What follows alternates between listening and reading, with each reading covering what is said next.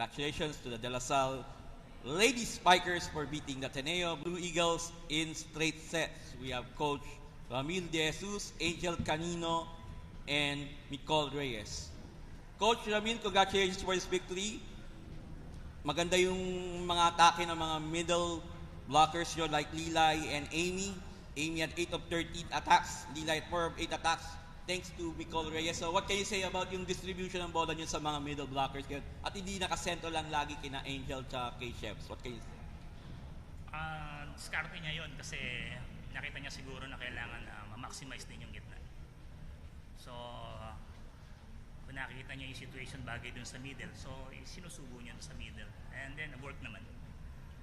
Thank you to Nicole. You have 19 excellent sets and 4 digs. Yung nga, maganda yung bigay mo ng bola mo sa mga middles this afternoon. So, do you think ito na nakikita na yung kumpiyansa sa laro mo ngayon? Do you think you're getting better day by day or alam mo pang may ilalabas ka pa sa laro mo? What can you say? Siyempre po, hindi pa naman po nagtatapos doon. And hanggat may mga games pa naman po and patuloy pa din po talaga yung pagtitraining namin. And alam kong may ilalabas pa din po. Kasi hindi pa po nga tapos. Thank you. And to Angel, 16 of 34 attacks, 7 digs, and 6 excellent receptions. So, yung presence mo, malaking bagay sa panalong ito. So, what can you say na yung nga straight sets yung panalo nyo at saka hindi lang kayo ni Chefs ang gumawa, pati everyone in the team. What can you say? Actually, tagal na rin namin naantay na lalabas yung mga atake namin. Kasi lahat kami talaga alam namin na makaka-atake kami, makakapatay. So, on that part, masaya kami na lumalabas na. But at the same time, marami pa din talaga na kailangan na-improve. We're also looking at the positive side na naka 3 sets lang po kami. So, yun, we're happy for that. Okay, thank you. The floor is open for questions. Coach, nung umpisa po ng season, pinoint out niyo po yung setter problem during the opening stretch nga po. Pero ngayon, are you liking the pace and direction po ng growth ni Nicole and ng mga setters niyo po so far ngayong round 2? Actually, binibigyan talaga namin ng oras sa training yung mga setters. So, and then, gusto namin magkakumpiyansa. And hindi kasi makukuha ng isang game lang yung, yung kumpiyansa sa para magkaroon ng maayos na thinking or discarte dun sa loob ng laro. So, talagang kailangan pag-ubusan ng oras sa training. So, maganda naman ang unti-unti nagiging maganda yung resulta. And for Nicole, siguro what specific attribute nga in terms of being a setter, yung talagang binild mo or hinone mo over the first round to now na tingin mo wala talaga ng first round pero ngayon unti-unti mo nang nadidiscover with the team ngayong round 2? Anong skill yung kumbaga mas nag-improve ka na talaga in particular? Like, yung nangyari po ngayon, mas ma-maximize ko nga po yung mga middles ko, hindi parang naka-center lang sa winners po namin. Yun. Para hindi talaga bantay sarado po yung dulo. And for Angel, yun nga, how much are you liking this direction for LaSalle na it's not as centered sa'yo or kay Shivana? Kumbaga, the distribution is more evident na as the games go by.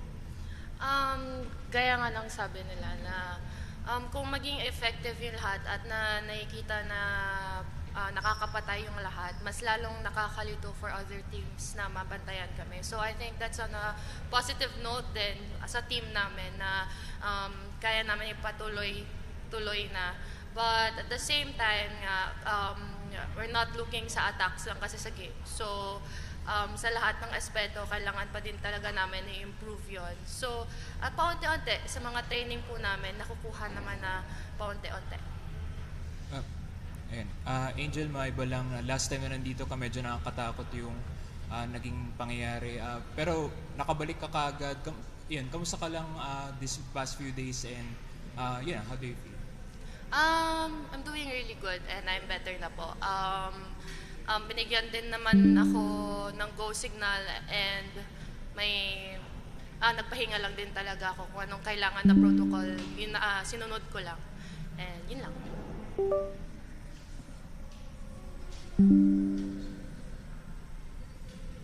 to Micol, you get some tips from your sister, syempre, about activating middles. Do you get tips from your sister? Or you, yung parang sa utak mo na lang yung pinapasok mo? Sa utak, sa ano lang din po ng coaches po namin. Parang sila din po yung nag-a-advise and nag-push sa akin na i-try and maximize ko yung middles po. Pero si ate, ang lagi lang naman niya po sinasabi sa akin is to enjoy the game and tiwala lang po talaga. And to coach, what can you say? Yun nga, mukhang abat matagal, lumalayo na kayo sa number 2. So, you like your chances na right now sa pwesto nyo this stage of the season? What can you say? Actually, ito talaga yung goal namin. Mahawakan namin yung second hanggang sa dulo para at least makakuha namin yung twice to beat advantage. Sana magtuloy-tuloy nga. Talaga namang ito yung isa sa mga goal namin. On that note, congratulations Coach Ramil, Angel, and Micol. Thank you!